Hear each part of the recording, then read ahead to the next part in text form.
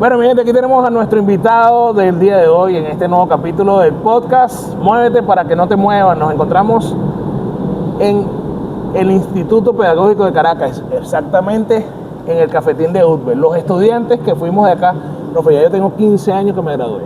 Imagínate. ¿Cómo ha pasado el tiempo? Bastante. O sea, que tengo 21 años que fui al primer campamento. 21 años. Ya vamos a hablar de eso. Sí. Pero no nos estamos poniendo viejos. No. Pero por ahí hay una que su primer campamento fue hace 30. Agárrala ahí. Erika Brando. Erika Brando. Sí. Y aquí está el que no miente. Ah, bueno. Tenemos aquí nuestro invitado, el profesor Ramón Tellería, gran amigo, un padre para mí particularmente, porque siempre digo que con la edad que yo tenía, cuando llegué al equipo de recreación de acá del Pedagógico de Caracas, difícilmente iba a tener la oportunidad que me brindaron acá, y tú me diste la confianza, claro, creíste en mis capacidades y estuve hasta el último campamento que nos permitieron hacer, sí, que fue en 2018 en Los Teques. En Los Teques, sí. En el campamento Nora. El campamento Nora, exactamente. Fíjate, yo voy a iniciar con esta pregunta. ¿Por qué te pusiste bravo conmigo allá en Ipamar? Porque yo anuncié que había un temblor aquí en Caracas. Era la primera vez que agarraba un micrófono.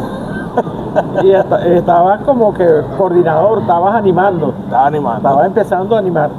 Entonces hubo un temblor aquí en Caracas y Luis Carrillo, la piscina estaba full de representantes y de niños. Y entonces, miren señores, no se vayan a poner... No se preocupen. No se preocupen, pero acaba de temblar en Caracas. Acaba de temblar en Caracas. Mire, quítenle el micrófono a Luis. Después yo lo viví con un recreador, ya con Carrillo Group. Ajá. Y me acordé, porque dije, coño, lo mismo que hice yo. Bueno, vale, ahora sí vamos a entrar en la parte seria. ¿Cómo está, profe? Todo bien, todo vale. Bien. Teníamos tiempo que no compartíamos así un espacio aquí en el Pedagógico, donde, bueno, cursé mis estudios, me gradué en el año 2000, ¿qué les importa? Pero hace 15 años. Pero pareciera que fuera ayer, de verdad. Todavía recuerdo los pasillos. Y me imagino que esos recuerdos los tienes tú, y por eso quisiéramos investigar, indagar un poco qué fue ese Ramón joven, atleta. Échanos el cuento. Mira, sí, vamos a hablar de recreación y deporte. Ok. Y el judo ha estado muy concatenado a lo que es la actividad de recreación. Ok. En estos términos, yo me inicio en la actividad de judo por los años 68, 69, con el sensei Reinaldo Urea, para descansar, y el sensei Nelson Miranda, que actualmente vive en Caricuao. Extraordinaria persona. O sea, eres de mi parroquia, tienes que escribir. Sí, señor. Es más, podríamos establecer un contacto. Perfecto, porque vamos a hacerlo. Es una historia, pues, viviente. Okay. Me inicio en la pastora con ellos e iniciamos los primeros pasos de lo que fue el judo. Posteriormente, el sensei Reinaldo Urea me lleva a los Palos Grandes y comienzo a realizar entrenamiento con el sensei Yuji Nimura, también hoy fallecido. Japonés. Japonés, sí. Okay. Él tenía un club que llamaban Renbukan. Y de ahí estaba yo estudiando bachillerato en la Miguel Antonio Caro. Eso en Catia. ¿Qué te digo? 70, 73, 74, haciendo judo. Okay. Y estudiando, pues. Y todavía, de hecho, todavía lo practicas. Sí. Todavía lo practicas. Vas a tomar un cafecito. Ajá. Bueno, ingreso al Instituto Pedagógico de Caracas y me recibe el sensei Manuel Luna, con el cual yo empiezo a desarrollar mucho más la actividad del judo. prácticamente Sensei me lleva cinturón marrón y posteriormente él sale de la actividad de acá del pedagógico y me deja a mí encargado. En esos días, en esos años, yo presento a Primer Dan. Ese Primer Dan teniendo como buque al Sensei Víctor Urbina. Ok, vamos a hacer un inciso ahí. Cuando hablamos de Primer Dan, para esos niños que se quieren iniciar dentro de las artes marciales, estamos hablando de niveles, como decía en el colegio, el primer grado. No. ¿Podría ser así? No. En el colegio ya sería iniciar la universidad. Sí. Ok, así estamos hablando, claro, porque primero vendrían los cinturones. Sí, porque tú te inicias como cinturón blanco, pasas a amarillo, naranja, verde, azul, marrón, presentas tu kata y pasas a Primer Dan. No hay cinturón negro. Primer Dan Es cinturón negro. Ok. Cinturón. Entonces, de ahí comienzas tú a desarrollar madurez en el conocimiento de la disciplina. Entonces viene para Primer Dan, segundo Dan, negro, segundo Dan, negro, tercer Dan, negro, cuarto Dan, negro, quinto Dan. Hasta ahí llega los negros. Y después vienen los blancos y rojos, que son sexto Dan, séptimo Dan, octavo Dan, No, pero noveno Dan que ya y esa décimo gente Dan. toda una vida dentro del judo. Yo pasé a sexto Dan. Yo soy Roku Dan. ¿Okay? Tengo toda una vida en el judo. Ok. ¿Entiendes? Y eso Entonces, lo relacionaste con tu vida. O sea, todo lo que has aprendido en el judo, eso, también la lo has aplicado en relación, tu vida. claro, todo el aprendizaje o esos grandes principios del Bushido, tú lo aplicas en tu vida personal, pues, en el desarrollo existencial que tú tienes. Y eso fue muy concatenado a lo que es campamentos, actividades recreativas. Se parece mucho. No es que se parezca, sino que es una actividad que es necesaria dentro del programa para no generar estrés y tensión dentro del judoka. Hay momentos en que usted tiene que buscar esparcimiento, ¿verdad? Y actividades recreativas para después seguir con la actividad del programa. Fíjense, voy a hacer este paréntesis aquí. Este señor que está aquí es uno de los pioneros. Yo no sé, no me atrevo a decir el pionero porque no conozco, tú me lo dirás. De la recreación pedagógica. Escúchese, porque no es lo mismo la recreación tradicional que conocimos, que era una recreación más, vamos a hablarlo coloquialmente, de entrompe, a una recreación pedagógica en donde se busca el aprendizaje y la integración. Claro. Ahí, pero ya vamos a ir para allá. Claro, por supuesto. Ahí me acompañó el profesor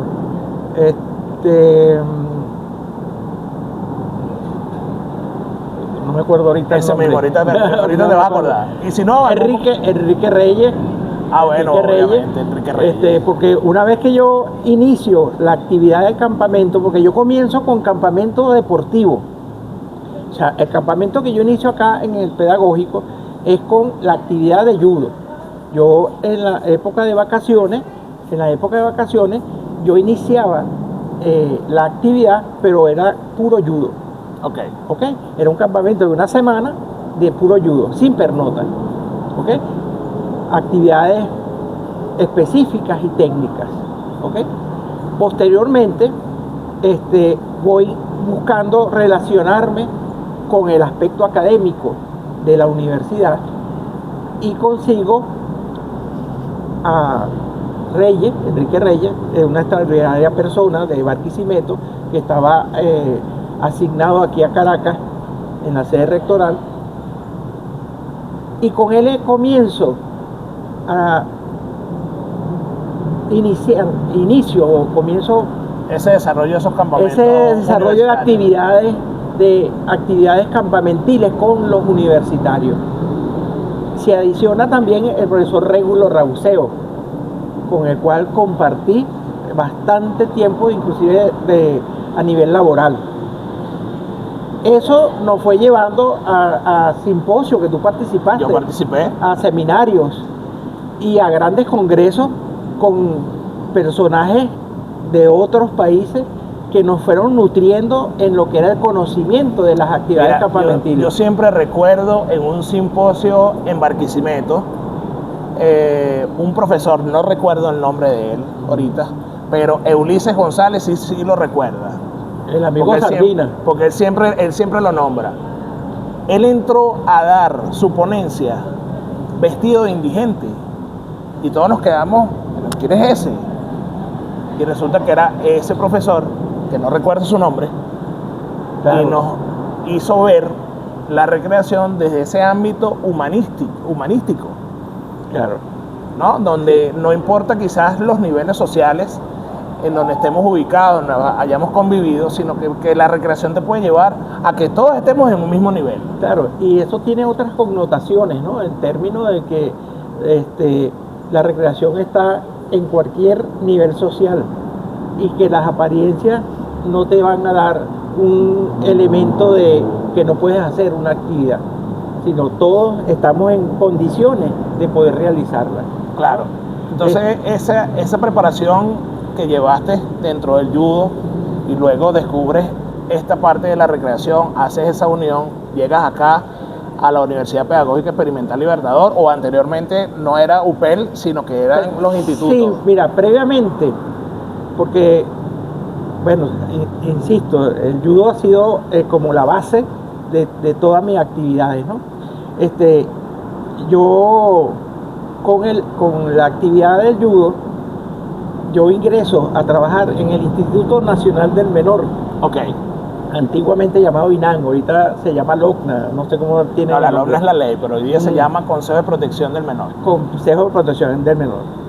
Antes la ley era la Ley Tutelar de Menores y se transformó o la cambiaron por la LOCNA. La LOCNA. Uh-huh. En ese tiempo nosotros, o yo participé, inicié dentro de lo que era la programación del INAN actividades recreativas y campamentiles, ¿no? ¿Qué pasa aquí? Yo inicio las actividades con los niños pequeños que estaban internos en el INAN. Les empiezo a dar primeros auxilios, les empiezo a invitar a participar en actividades de campamento, dándoles ciertas normas de disciplina, ciertas normas de liderazgo, que eso a ellos les ayudaba en los términos de niños que no tenían padre ni madre y lo estaba tutelando el INAN. Ok. ¿Ok? En esa época, para no decir tiempo, Claro, y no sentirme claro. viejo, estaba Luis Herrera Campins, Era el presidente. era el presidente, y su esposa tenía la Fundación del Niño. Ok. Y ella comienza a hacer un interregional. Los niños que vivían en Margarita, de playa, los traía a la montaña. Los niños que eran de los Andes, que eran de montaña, los traía al mar.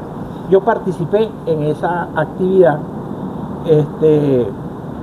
que fue muy exitosa, por cierto, y una gran experiencia que yo tuve en ese momento. De hecho, mira, yo tengo aquí de 1982. Espérate, porque esto lo voy a mostrar. Mira, esto es escrito para aquellos millennials y aquellos generación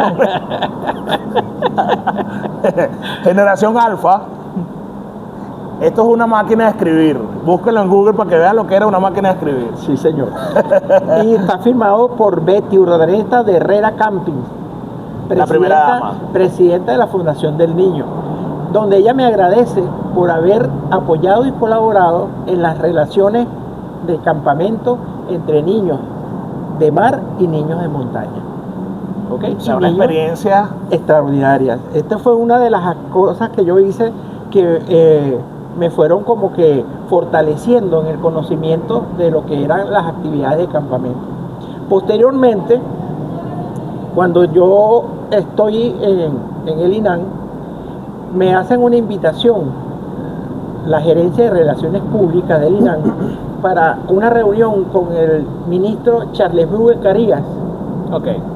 en ese entonces, Ministro de... la juventud. Ok.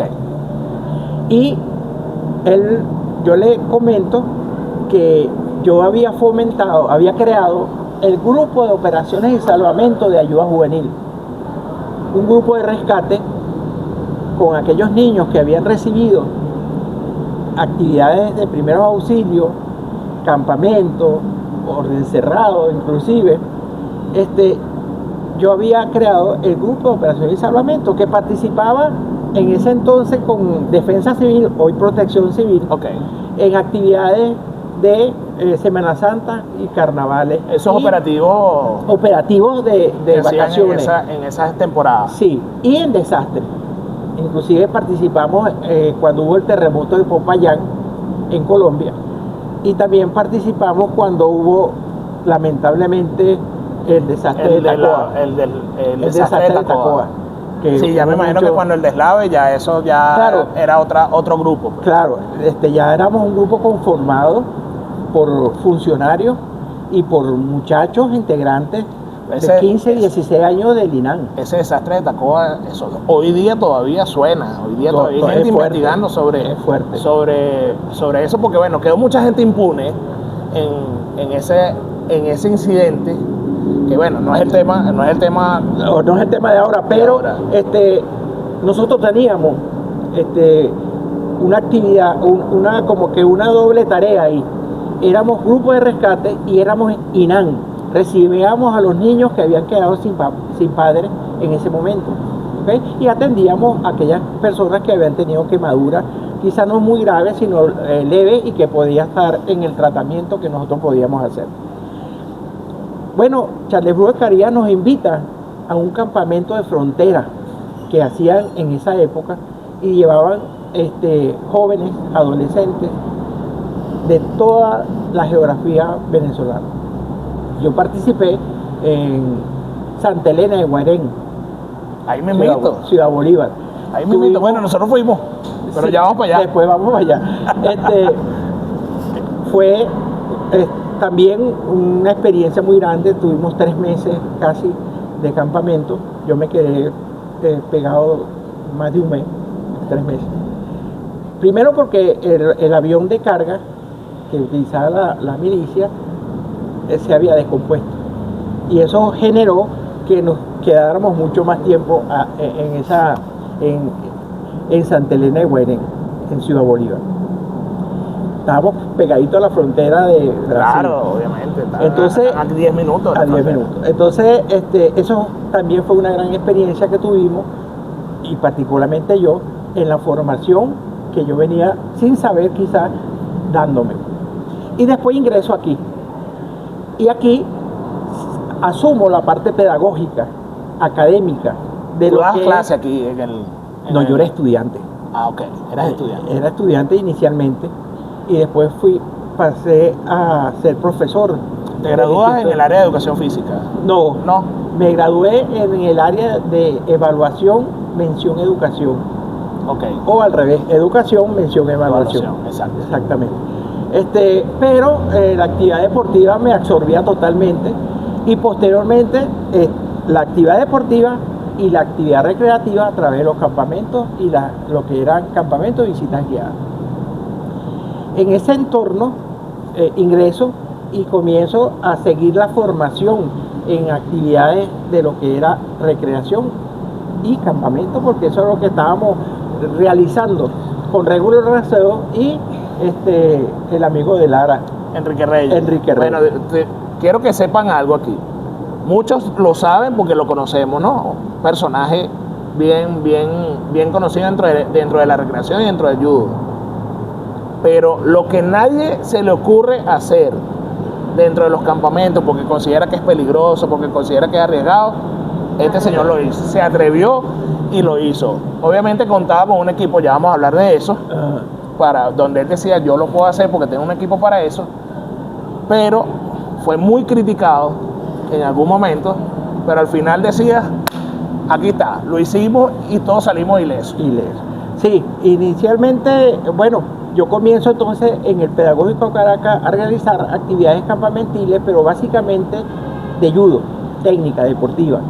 Y eso empieza como a gustar dentro de la comunidad IPCista. Y el personal me empieza a solicitar que hiciera un campamento que, aparte de que diera ayuda, diera otras actividades recreativas. Y conjuntamente con la profesora Leida Márquez, tú la conoces. Claro, la gran periquita. Extraordinaria persona.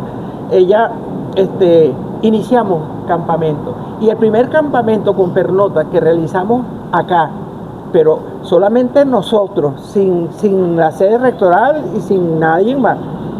Nosotros montamos ese campamento a CEA, a Mérida, con 30 jóvenes de hijos del personal de aquí del Pedagógico de Caracas. Un éxito total. Posteriormente hicimos 2 campamentos más. ¿Ok? Eso nosotros asumiendo toda la responsabilidad. Claro, tenía la tutela del pedagógico, pues me prestaban el autobús, usaba a compañeros recreadores de acá, estudiantes de acá, etcétera.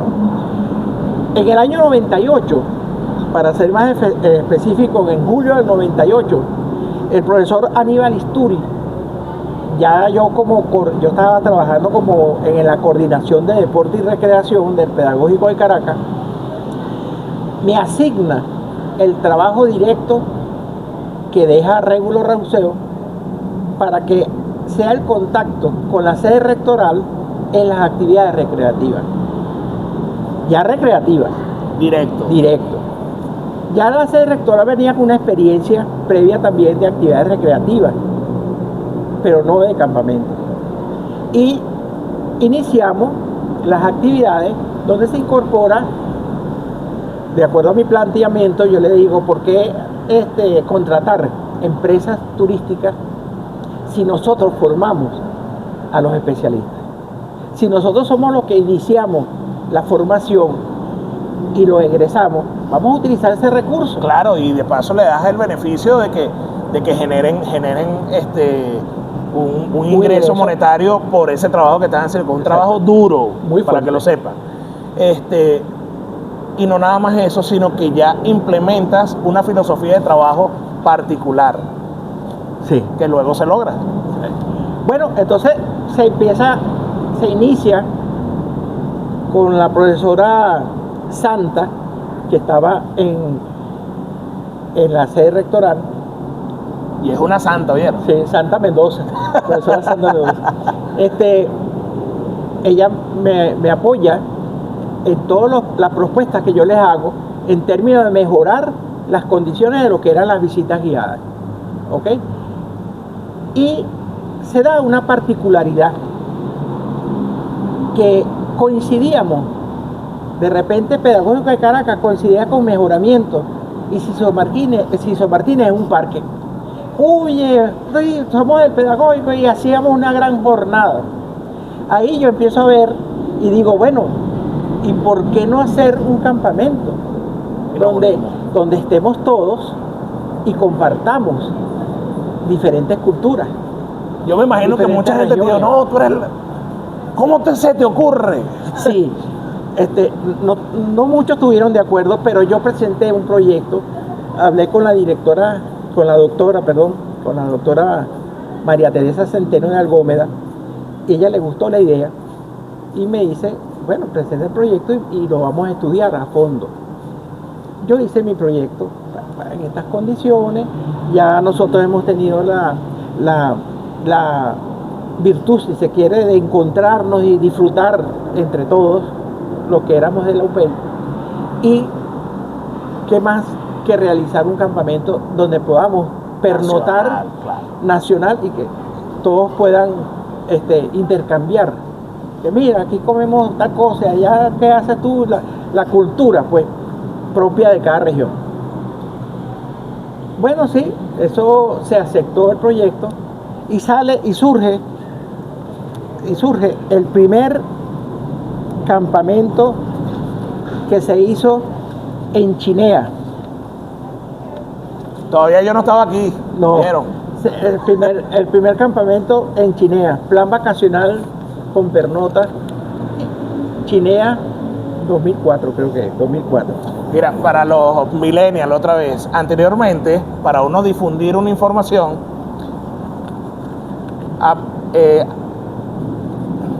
utilizábamos esta metodología. Esto es un tríptico.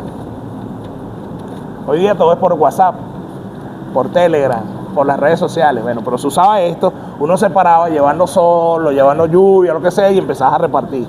Mira, esta información para que la leas. Exactamente. Ese es el primer campamento que se realiza con mucho miedo porque los padres y representantes no estaban acostumbrados a que sus hijos pernotaran dentro de lo que eran las instalaciones del campamento donde se fuera a hacer. Eso se tuvo que inclusive decirle que íbamos a tener un centro de comunicaciones para que ellos constantemente llamaran a sus hijos. Y también se iba a aceptar las visitas de los representantes que pudieran ir al campamento. En esta oportunidad se realizó en el llano, en Chinearriba, ¿ok? En Calabozo. Bastante lejos. Para hacer la primera vez fue bastante lejos. Y fue un éxito el campamento. Como tú dices, se hicieron muchas actividades quizás uno podría decir que riesgosa, pero no. Ante cada actividad que se realizara, nosotros hacíamos un diagnóstico y revisábamos todo el ambiente y verificábamos que no había riesgo alguno en términos de que el niño pudiese estar en peligro. Claro, hay que destacar algo, ¿no? Hay que destacar algo y las personas que nos están observando se enteren de eso. Siempre van a haber riesgos en la actividad de campamento, planes vacacionales, visitas guiadas, paseos. Siempre hay riesgo de algún accidente, de que un muchacho se caiga, de que un muchacho tenga una raspadura, una cortada. Sin duda. Les da fiebre. Sin embargo, nos podemos jactar de decir que en el tiempo, fueron 16 años de trabajo, un poquito más con visitas guiadas. Yo te estoy hablando solamente de campamento. 16 años, y en los 16 años tuvimos muy pocos lesionados. 3 lesionados. Uno fue en mis manos, por cierto. Sí, 3 lesionados. Entonces, ¿pero qué garantizaba eso? Todos los cursos a los que participamos dentro de la universidad, todos los talleres que se hicieron.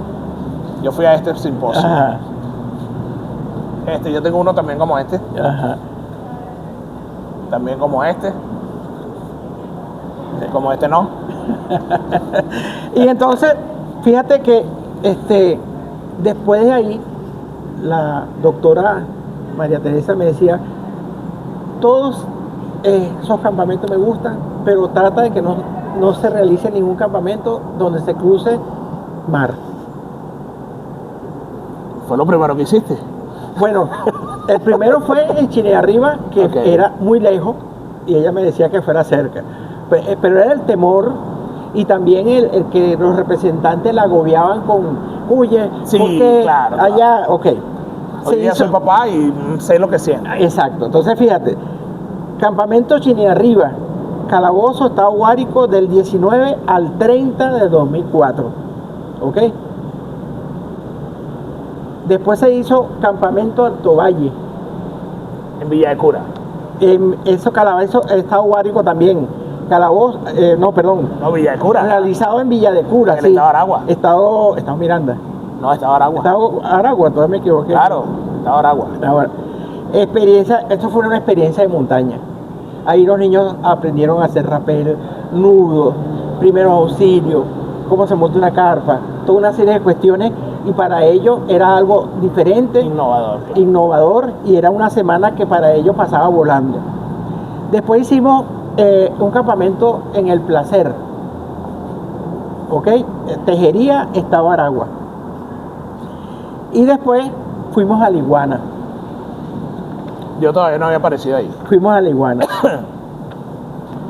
Y donde fuimos en el 2008. Ya en La Iguana ya te había saltado la orden de que no crucen mar, porque fuiste a Los Cayos, me supongo. Ah, bueno. Ahí cruzamos charcos, pero por montón. Entonces, yo decía, si la doctora ve esto, le da un paro ahí. Sí, fuimos a Los Cayos. Cercanos, pero fueron. 8 lanchas, 10 lanchas, Claro. pero con un nivel de seguridad. Una organización. Se invitó en ese tiempo, creo que era Protección Civil, Defensa Civil todavía, quien nos acompañó. Teníamos paramédicos, pero todo era como que súper resguardado para que el muchacho se divirtiera a plenitud y sin peligro. Eso fue un éxito también, gracias al profesor Fran Ramos. Fran Ramos, claro. Quien saludos de acá, Fran. Quien ha sido hasta ahorita un gran amigo y que hemos tenido esa relación de campamento, pero en la sangre, ¿no? Un abrazo para Sí, Fran vale, Ramos. claro que sí. Bueno, en el 2008, comenzamos en el 2004, ya vamos con el 2008, vamos para Palm Beach, Margarita. Ahí cruzamos Super Charco, pues el charco más grande. No, porque ahí se fueron en avión. Claro, ahí no fuimos en avión, pero lo cruzamos de todas maneras. En términos de que no se pensaba que ese reto tan grande se fuera a realizar. Porque llevar 200 y pico de niños fue una proeza. Sí. Una proeza. Pero más proeza no fue controlarle el estómago a Yexaré ahí en Margarita. Coño, Yexaré, tengo una foto inclusive. Tengo una foto. La vamos a poner. Bueno, después de Margarita vino el Valle Grande en Mérida. Ahí fui yo. Donde conocimos al hermano de Patiño en el páramo. Uno igualito, sí, es verdad. Igualito a Patiño. Tuvimos ahí mucho tiempo también. Muchos niños se enfermaron porque nos fuimos en transporte y se marearon. No, lo que pasa es que en el caso de Mérida, ya ahí hablo ya con propiedad porque yo estuve ahí, fue mi primer campamento con la UPEL. Primero, Alto Valle tiene una altura considerable. Sí. Y entonces estábamos haciendo constantes actividades. Valle Grande. Valle Grande es la cuestión. Y a esa altura, por supuesto, en algún momento nos iba a pegar. Nos pegó tanto que el paramédico se enfermó también. Ciertamente. Y había también una situación en ese tiempo de una epidemia. La influenza. Algo así. Que nosotros teníamos una habitación que le llamábamos, ¿cómo es que se le CDI. Un CDI, porque ahí atendíamos a todos los niños que... De hecho, se enferma el paramédico y tuviste que entrar tú. Sí. Yo tuve que asumir las veces de ser paramédico. Bueno, termina Valle Grande, que fue un éxito. Entramos al campamento de Chuao. Ahí volvimos a cruzar charco. Ese sí era un reto, porque ¿qué pasa con Chuao? El mar en el estado de Aragua tiene una particularidad que los vientos se encuentran mucho y eso hace que el oleaje a veces se encuentre, no fue nuestro caso gracias a Dios, pero a veces el oleaje hace que las travesías sean un poco traumáticas. En las redes se pueden ver las personas cuando vienen de la ciénaga, los retornos son heavy. Fuimos a Chuao. Sí, estuvimos en Chuao, por supuesto, hicimos el diagnóstico, vimos que tenía un grado de dificultad muy grande, pero era el reto de que los muchachos, teníamos retos de que el muchacho viviera experiencias nuevas, que el muchacho se sintiera realmente que estaba viviendo un campamento de aventura, que la profesora Leida hizo un eslogan que convivió con nosotros muchos años, que es la magia de una aventura. La magia de una aventura. Wow. Ese es un eslogan de ella. Entonces, bueno, igualmente, ya aquí creo que era Protección Civil, las lanchas tenían toda su protección de... Sí, yo recuerdo que eran 10 niños, un recreador, dos recreadores más el capitán y el que estaba adelante, y el salvavidas, pues. que era un niño, y todos ellos eran de allá del pueblo. Sí, era un salvavidas, porque los muchachos nacen en el agua. Un saludo a la gente, al pueblo de Chuao, que nos trató maravillosamente bien. De hecho, después hicimos como 6 campamentos más para Chuao porque fue extraordinario el trato. El Chuao fue mágico, por supuesto. Inolvidable. Ahí el adulto se hacía niño, porque yo fui uno de que me lancé donde secaban el cacao cuando estaba lloviendo porque era liso, y tú te lanzabas de aquí, ibas rodando hasta el fondo. Claro, yo casi me salgo de la plaza. Bueno, ahí todos los muchachos disfrutaron porque nos vayamos con la lluvia, cosa que a veces los representantes y los padres no lo dejan. Claro, y cabe destacar que tanto Leida como Erika me regañaron, porque yo fui el que propició eso. Yo creo. Y tú me seguiste. Seguro. Bueno, terminó Chuao, reto de Chuao, y entramos al trabajo de la Gran Sabana. Por supuesto, el diagnóstico previo, la visita previa y ver los retos que íbamos a afrontar, porque era otra cosa. Era una situación de llano, de sabanas, y que era muy lejos. Y era sumamente lejos. Ahí tuvimos que combinar transporte aéreo con transporte terrestre, que no es nada fácil, ¿no? Entonces, la logística fue extraordinaria. Yo recuerdo que ahí la profe Viuli te dio un apoyo, pero extraordinario, brutal. Sí, siempre. Ella estaba en el sindicato y de aquí del Pedagógico de Caracas, Sutramé creo que era. No recuerdo. Ok. Y ella nos apoyó siempre en todas las actividades. También un abrazo extensivo para ella y para toda la gente que estaba en su área de trabajo. Bueno, había un chamo que él era como rockero, ¿cómo se llamaba él? Que también te apoyó mucho desde la sede rectoral. Sí, sí. ¿Cómo se llamaba él, vale? Él lo va a ver. Él lo va a ver. Después le digo el nombre. Déjame prender.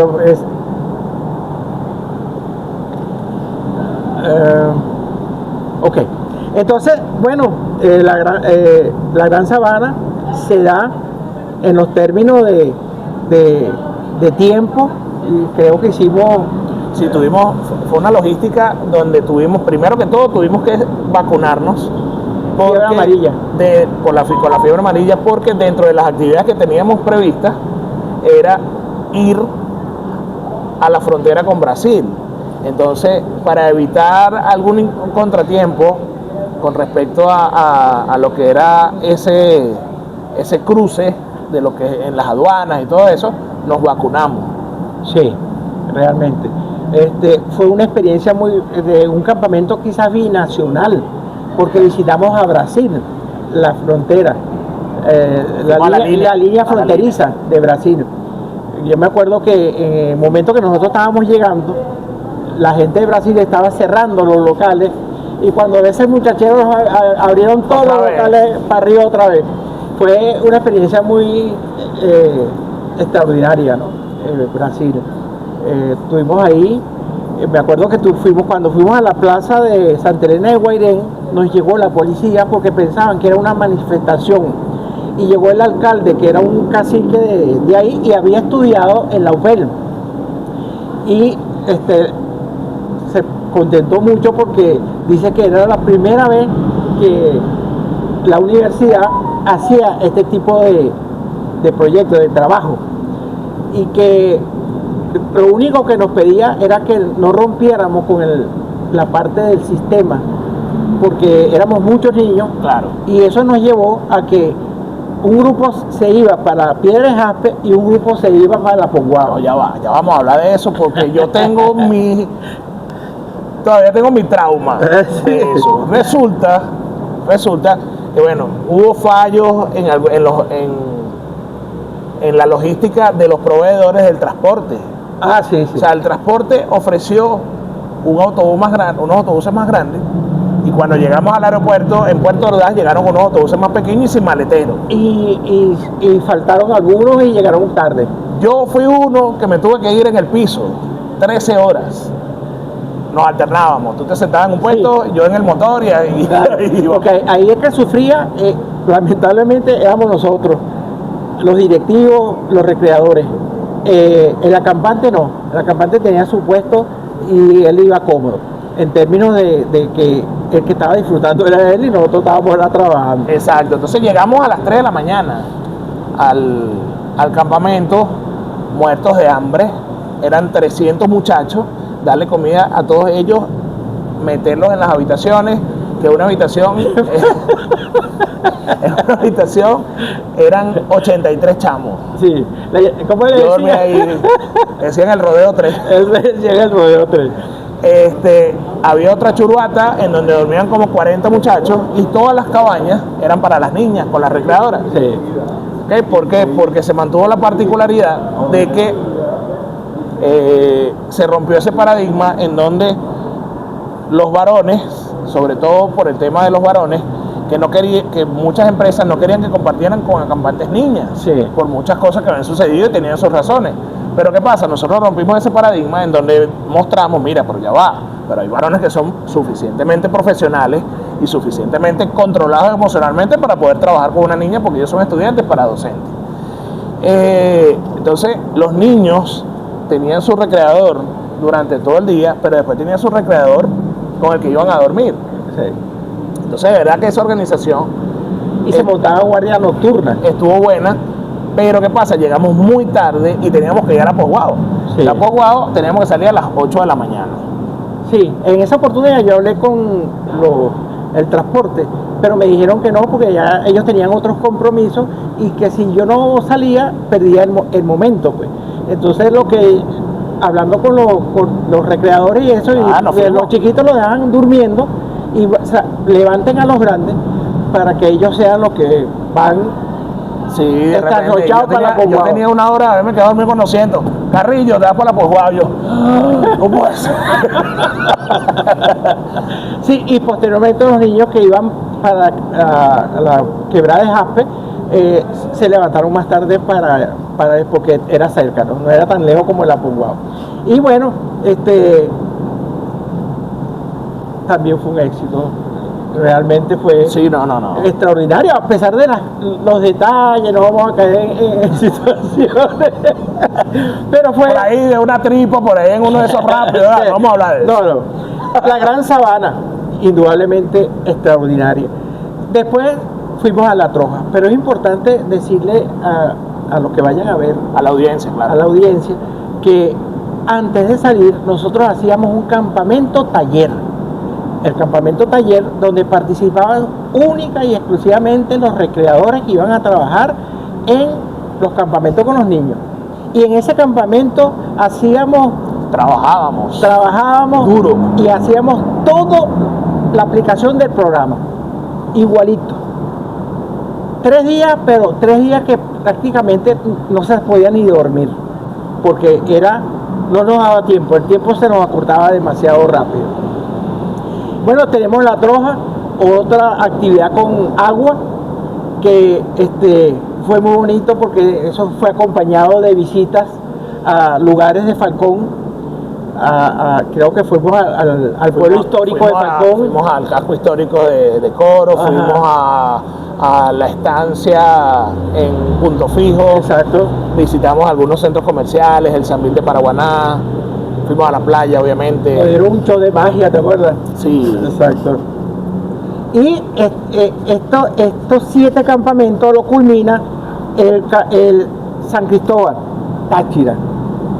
Yo creo que fuimos a Rubio, que fue otro campamento binacional, porque visitamos Colombia. Fuimos a Colombia. Y nos trataron pero de las mejores formas. ¿Verdad? ¿Te acuerdas? Fuimos a un centro comercial, le dimos a los muchachos chocolate y los muchachos todos felices porque le dieron dulce, pues. Claro, pero ya ahí tú inicias, se te ocurre la genial idea, porque a mí me parece que es genial, de visitar los pedagógicos, los institutos pedagógicos de cada región. Sí. Cuando fuimos a Rubio, fuimos a la UPEL de Rubio. Ya con el 7º campamento se se hace como el proyecto de, además de ir al sitio, a la región, si hay un pedagógico lo visitamos y intercambiamos con ellos. Y así fuimos. Fuimos a Rubio, fuimos al pedagógico de Rubio, fuimos al pedagógico de Maturín, fuimos al pedagógico de Barquisimeto, fuimos al pedagógico de Maracay, ¿ok? Visitamos los pedagógicos y ellos veían a sus hijos participando en una actividad nacional coordinada por la UPEN. Eso es realmente extraordinario de lo que fue el trabajo. Ya después, fíjense, con el campamento de Caracas ya estábamos en esas dificultades del país y se tuvo que postergar creo que fue por un tema institucional. ¿Qué? El campamento que tocaba en Caracas, que lo realizamos después fue en diciembre. Ah, sí, creo que sí hubo un problema que no se pudo realizar en el momento, pero lo hicimos, que fue en diciembre en Nora. 7 campamentos realizados. Se dio una medalla. Yo tengo la mía. Ya está. Ya, contesta. Atiéndalo. Aló. Esta medalla Aló. significa mucho para nosotros. Disculpa, mira, me están haciendo una entrevista. Yo estoy aquí en el cafetín que está en la biblioteca. Bueno, vente para acá. Sí. Dale. Esto lo editamos. Ok. Esta medalla tiene mucho significado para nosotros. Yo tengo la mía guardada. Porque de aquí es donde yo digo que por eso, vamos a decir, este cariño hacia ti, no nada más yo, sino la mayoría en general, tanto los que trabajamos como recreadores, coordinadores, directores, hasta los mismos niños que ya no son tan niños. No, ahorita son tenemos papás, médicos, abogados, ingenieros, sí, profesores. Este muchacho, ¿cómo se llama? Pita. No, está en Argentina rompiéndola. Ingeniero. Entonces, nos hizo dar cuenta que realmente se tomaba en cuenta valga la redundancia, el trabajo, como dicen uno, aguas abajo, la base. ¿Por qué? Porque ahí es donde tú te das cuenta de que ese que está arriba necesita que esa base esté sólida para que ese trabajo se diera, porque fueron demasiados riesgos. O sea, cuando tú vas a Chuao, estamos hablando de que se va a colocar la foto, vamos a colocar la foto para que la gente se dé cuenta, todo un espectáculo en ese traslado desde Choroní a Chuao, cómo íbamos coordinados en unos espacios para evitar todo tipo de accidentes. Y cuando vamos a la Gran Sabana es muy particular porque el campamento como tal tenía sus particularidades, aparte que era hermoso, pero era un spa. Entonces ellos no están acostumbrados a recibir tanta gente y todos los servicios los colapsamos. Sí, tuvimos que ayudarlos a cocinar inclusive. Los colapsamos, tuvimos que manejar una logística donde todos los varones, si van a orinar, váyanse hacia el monte para que nada más sean las niñas los que utilicen los baños, donde teníamos que nosotros mismos limpiar para poderlos ayudar, porque es que no estaban acostumbrados. Sí, fue un impacto ambiental realmente que nosotros realizamos cuando fuimos a la Gran Sabana. Y en Rubio, ¿te acuerdas? No conseguíamos cocineros y cocinamos nosotros. Hicimos la comida nosotros.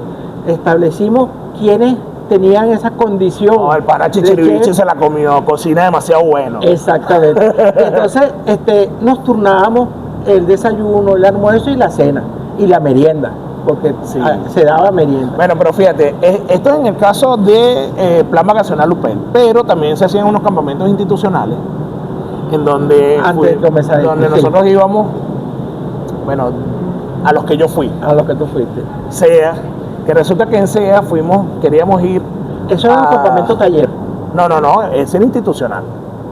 Fuimos a SEA, que fue cuando nos perdimos yendo al taller.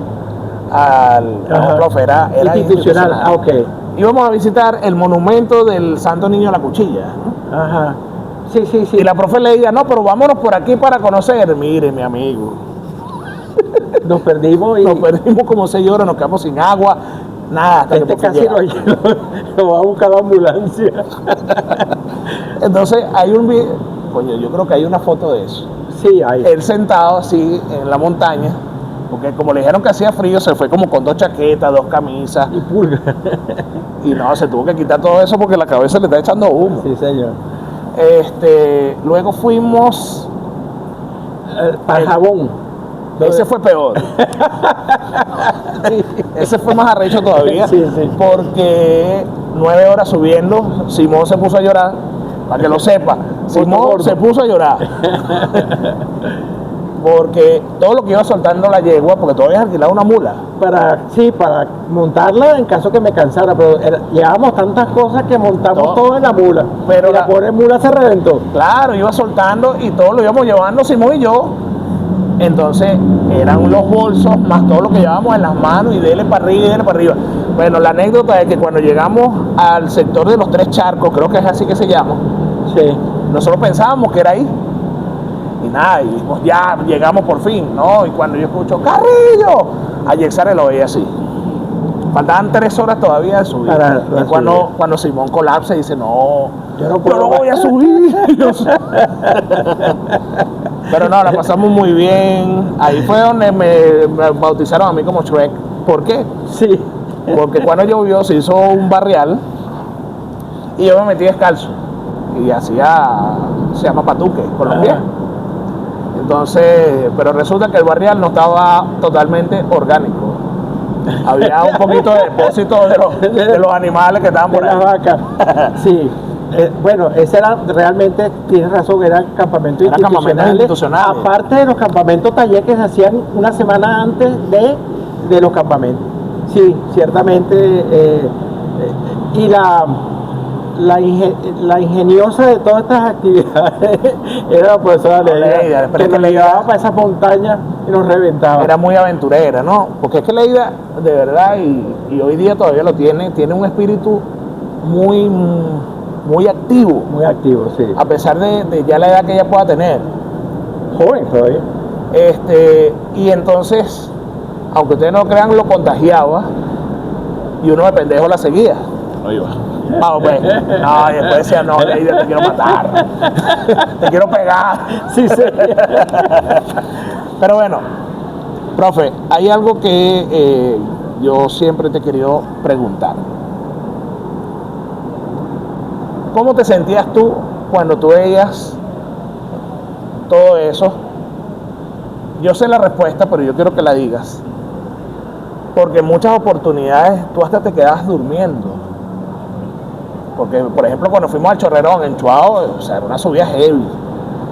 Que aparte de todo era una logística, toda una logística, porque teníamos que hasta que ayudar a los chamos, cargarlos y todo eso, porque habían unos pasos de río fuertes. Fuerte, sí. Sin embargo, llegamos al Chorrerón, pasamos todo el día, nos llevaron la comida para allá, o sea, todo fue ¿Te bien acuerdas que organizado. poníamos mecates para ayudar a los muchachos a subir, Claro. ellos a hacer rappel? Claro, eso era también imprimiéndole un poco de ¿cómo se dice? De aventura. De aventura, pues, que el muchacho, uy, hice rappel, el agua me caía encima, cuestiones de estas, ¿no? Pero indudablemente ya se había hecho el estudio. Claro, no porque había nosotros fuimos en el campamento taller. el campamento de ayer. Entonces, ¿cómo te sentías tú cuando tú veías eso y tú decías, me voy a quedar durmiendo porque yo sé que todo ahí está bien? No, por supuesto, yo contaba con un grupo de profesionales de alta calidad, 16 años, que se conformó un equipo y se mantiene ahorita por WhatsApp, inclusive, que ya tenemos como 8 años que no realizamos el campamento, que yo confianza plena en lo que ellos realizaban. Ellos en forma progresiva y anual iban asumiendo los roles de dirección del campamento. Tú fuiste director de Campamento Nora en una oportunidad, 2 veces. No, y fui encargado de la delegación de Caracas. Caracas eran 4 instituciones. Era Pedagógico de Caracas, Ciso Martínez, mejoramiento y sede rectoral. Sede rectoral. Todos ellos se concentraban aquí. Claro, y entonces por regiones había un coordinador de las instituciones que estuviesen en esa región, aglutinarla y esperarnos en el momento que nosotros llegáramos para seguir la actividad, pues. Y tú fuiste también uno de los que coordinó esa parte. Yo fui uno de los que coordinó. Entonces, muchos de ellos, Gina Ortega fue directora de campamento, Patiño fue coordinador de campamento, Guillermo fue coordinador de campamento. Simón era siempre el coordinador general de... Sí, pero hubo un campamento que fue Maturín, que él lo asumió. No, si no fue Maturín, fue Nora, que él lo asumió. Ah, ok. Bueno, en el Nora, en uno de los primeros campamentos que hicimos, no utilizamos cabañas, utilizamos carpas. Y nos cayó un palo de agua y las carpas se filtraban. Horrible, ¿no? Y el frío era... inclemente. Sí. Sí, yo tenía plena confianza en el grupo, en el equipo, porque era un equipo de profesionales, estudiantes del pedagógico, egresados del pedagógico, porque ellos estudiaban, egresaban y se mantenían dentro del equipo de trabajo. Y con posgrado, inclusive, muchos de ustedes lograron su posgrado y eso daba mayor fidelidad de lo que un profesional podía hacer dentro de la actividad campamentil. Eso me dio, conjuntamente con la profesora, la doctora María Teresa, la creación de este pequeño libro, que debe estar... Hay que digitalizarlo. Que debe estar digitalizado ya, pero no se ha concretado el hecho de... Vamos a investigar y vamos a terminarlo para... Yo quizás haga una reunión solicitar una reunión con la doctora María Teresa para preguntarle dónde está, porque ya se había digitalizado, se tenía listo y simplemente era llevarlo a la biblioteca. Este es un libro que concentra todo lo que hicimos durante 16 años, todas las vicisitudes, qué se debe hacer, qué no se debe hacer en una actividad de campamento, cuál es el aspecto administrativo, cuál es el aspecto logístico, cuál es el aspecto programático que uno debe tener en cuenta al momento de realizar una actividad de campamento. Bueno, siguiendo con ese tema de los campamentos, me voy a ir un poco más a lo interno y vamos a hablar un poco de esas particularidades de cada uno de ellos. Voy a hablar desde Mérida porque fue de donde yo estuve, no me voy a ir hacia abajo, porque ¿por qué no? Particularidad de Mérida, que tú digas, coño, mira, Mérida se diferencia de la Gran Sabana por esto. Mérida tiene una gran diferenciación en términos de la gripe que había, gripe porcina, la gripe esa porcina, que nosotros nos atrevimos a realizar la actividad bajo una serie de cuidados con el paramédico, etcétera, etcétera, pero sin embargo es una enfermedad que no te atacaba en el momento, sino 7 días después. Okay. Y había muchos niños que venían con el virus y al estar los 7 días aquí, le reventaba el virus. Entonces eso nos generó a nosotros una situación apocalíptica dentro de lo que fue el campamento, y se crearon prácticamente 2 CDI. Yo me acuerdo mucho, yo creo que llegaron más de 60 chamos. Teníamos 6 chamos acostados en cama. Yo me acuerdo que cuando íbamos al páramo, muchos me dijeron, por eso no vamos al páramo, porque hay muchos niños a tal, no. Se programó el páramo y vamos para el páramo. Pero por eso, sí, y además, todos los que están en cama se paran y vamos al páramo.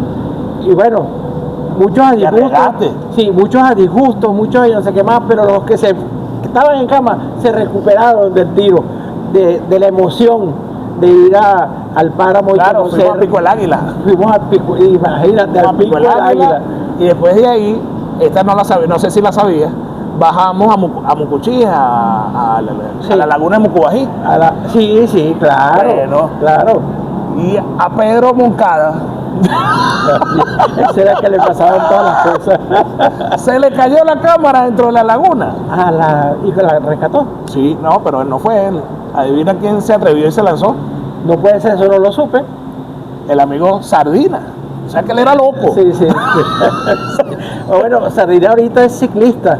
Sí, y sí, está ciclista de recorriendo aventura. el país con sus bicicletas. Sí, tremendo. Yo lo trabajo que está felicito, haciendo. extraordinario trabajo que está realizando porque está conociendo regiones, ambientes, pedaleando, pues. Sí, Felicitaciones. tremendo trabajo está haciendo. Sí. Chuao. ¿Cuál es la particularidad de Chuao? Chuao, mira, Y fuimos 2 veces a Chuao y hay particularidades muy distintas sí, pero, en uno y en otro. fuimos 2 que estaban subdivididos en varios. ¿De acuerdo? Claro. Sí, Chuao tuvo mucha particularidad porque en una oportunidad que nosotros llegamos a Chuao empezó a llover y hubo un pequeño deslave en la carretera, lo que imposibilitaba que las semanas siguientes pudieran asistir a su campamento. Claro, pero eso fue en el segundo, pero en el primero, No, el primero fue extraordinario. En el primero, una particularidad no la tiene. en el primero fue que se nos perdieron las franelas.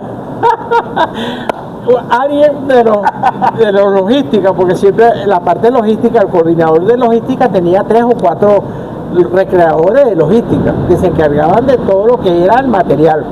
Se les quedó la bolsa completa de franela y no aparecían las franelas hasta que alguien La dejó se quedaron en el pedagógico de Maracay.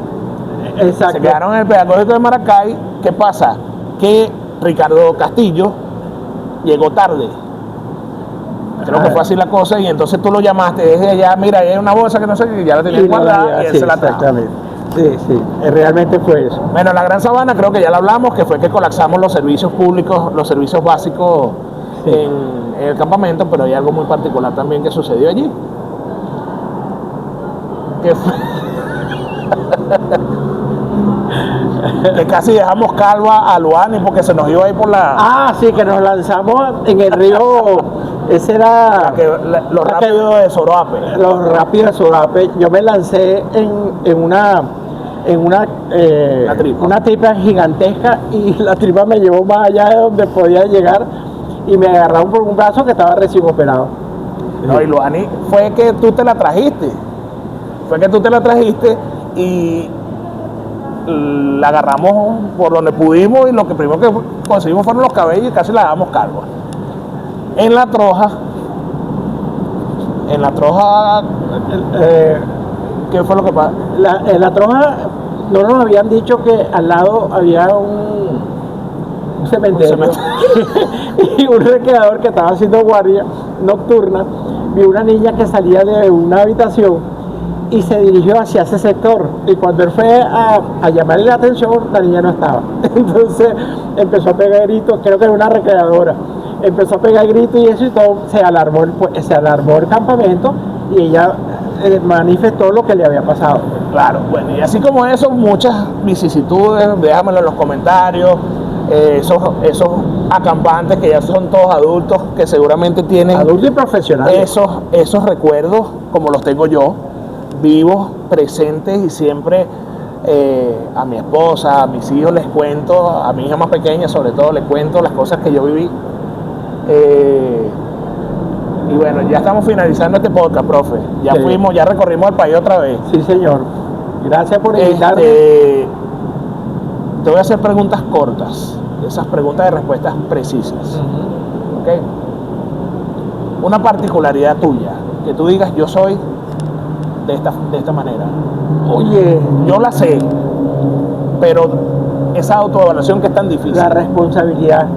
O sea, a mí me gustan las cosas. Si me planteo una actividad o una situación, yo la cumplo, así llueve, truene o O relampaguee. sea, eres terco, Soy terco, duro.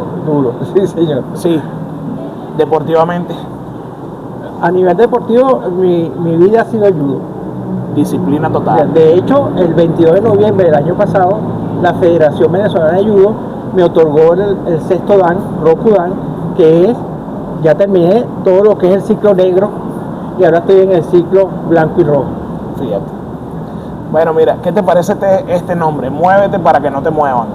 Tú sabes que cuando lo oí, porque yo te sigo, yo decía, concha, está redundando, pero después vi que no, porque es como que muévete tú para que no vengan y te muevan a ti, no, para que no te trasladen a ti. Si tú te mueves, estás más activo. Claro, Exacto. por eso es que estamos desarrollando un proyecto a nivel de entrenamiento para la longevidad. Tengo un primo que lo está haciendo en Estados Unidos, yo lo estoy haciendo acá con un equipo bien establecido para evitar eso, para que tengamos una vejez digna. Claro. ¿Ok? Yo actualmente estoy haciendo judo en el centro, en Naciones Unidas, Ok. con el sensei Humberto Suazo, ¿ok? En su dojo, pues. Tú entrenando. Yo entreno con él. O sea, pero todavía combates. A tu nivel, obviamente. Sí, a mi nivel, pero claro, poco a poco, no es siempre. Más que todo hago ejercicio, hago neguaza, ¿ok? Y apoyo a las actividades que realiza Y después al día siguiente puedes caminar también. Mira, yo tengo una anécdota tuya. En la Troja no, en Mérida. Vamos a mostrar nuestras habilidades. Y vino Gina y le echa una batuqueada a este señor. Sí. No, Gina era un animal, de Sí, verdad. sí. Muy bonita ella, te amamos, pero no. Cuando se te mete en la mente judoka, Sí. te olvidas de que nosotros te amamos. Profe, te quiero agradecer Gracias. por tu tiempo, No, gracias a ti por contarnos invitarme. esas anécdotas. Me embarga mucho la emoción porque quisiera que eso se retomara. Ya nosotros obviamente no estaríamos en otro rol, los que podríamos estar, porque ya la edad no miente, ya yo tengo 48 años. Y bueno, dirigentes de la UPEL, creo que es un proyecto que se debería retomar. Claro. ¿Ok? Muévete para que no te muevan, ya lo sabes, sígueme por las redes. Nos vemos la próxima.